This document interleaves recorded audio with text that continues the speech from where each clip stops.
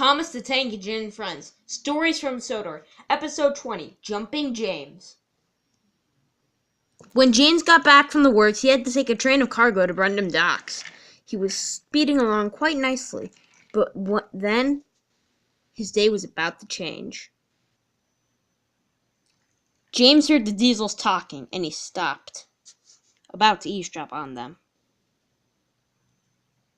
So, we have to wait.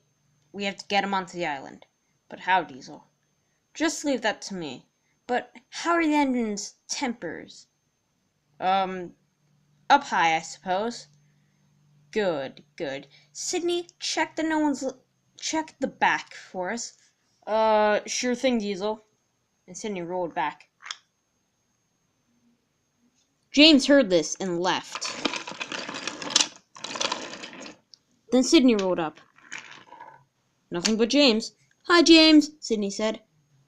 Huh, must not have heard me. Oh well, better tell Diesel I saw nothing but James. And Sydney rolled away. James was worried Sydney told the Diesels what he saw, and that the Diesels would shut James up. He worried all the way to the docks.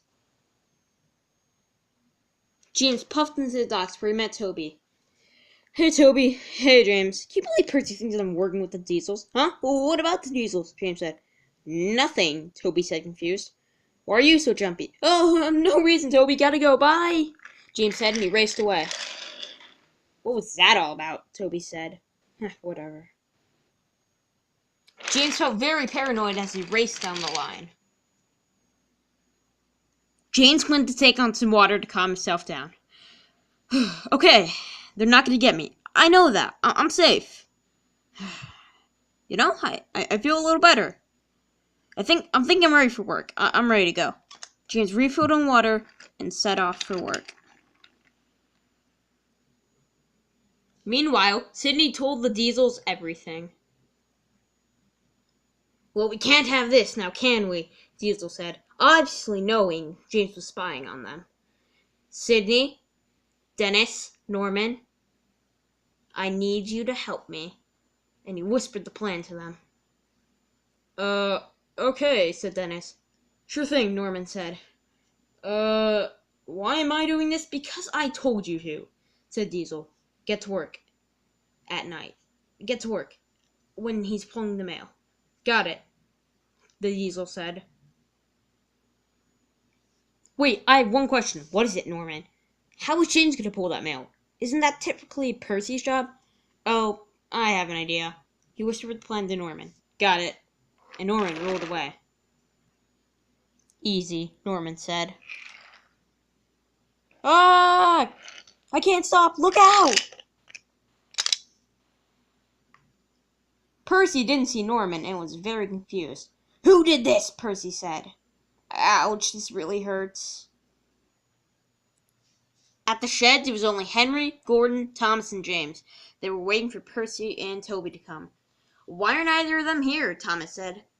Well, Henry said, on account of their argument, they probably just don't want to see each other, and Tim Sheds is probably where they're going to see each other. Sir Tom pulled up. Well, you can tell Toby that Percy won't be here. He crashed into a milk wagon, so James, you have to take the mail tonight. You got it, sir. James was feeling better, but self-conscious that the Diesels would get him at night. Well, James, let's go, the driver said, who was still there.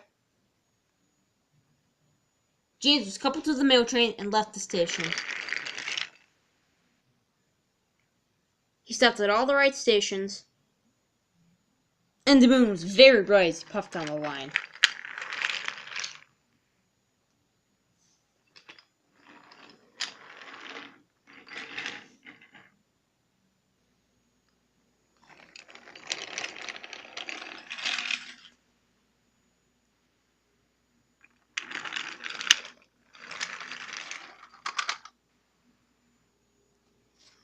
He was about to climb Gordon's Hill, but he didn't know he was about to get ambushed.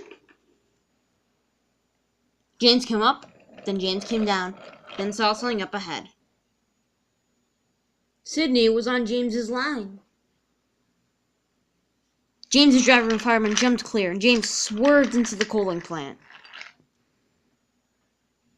Then James saw Dennis and Norman.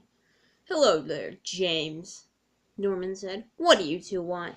"Well, the boss told us a fun little story," said Dennis. "About?"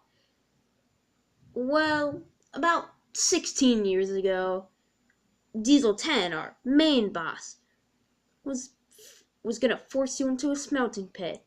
James did not like that moment in his life and want to forget it." "Oh, no, what are you talking about? Don't play dumb. We know you were eavesdropping on us, and let us just be prepared to tell you that, James, we'll do that to you. We got big plans, and new steam engines just aren't in them. So, we're gonna let you go, carry your little mail train, and you don't say a word to anyone about this whatsoever. Got that?" Uh, uh got it," James said. "Sydney, you can clear his path." Where am I? Oh, come on, Sydney." Okay. Just move on top of the hill." "Got it." "You can go."